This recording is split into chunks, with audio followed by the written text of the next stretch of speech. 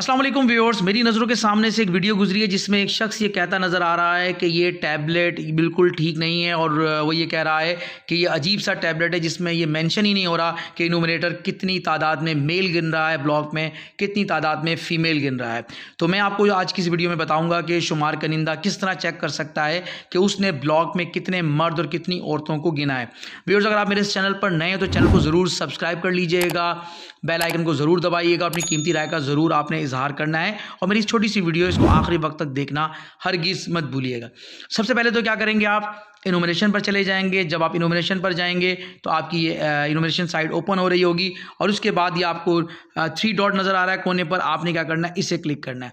जब आप इसे क्लिक करेंगे तो आपके सामने ये प्रोफाइल ओपन हो जाएगी और उसके बाद आपने क्या करना है, यहाँ पर आपके सामने ये आ रहा होगा REN, ये देखें यहाँ पर पहुँचेंगे। मैं दोबारा बैक ले जाऊँ, आपको दोबारा समझाता हूँ। हम REN पे जाएंगे, जैसे ही क्लिक करेंगे तो आपके सामने ये डेटा आ जाएगा।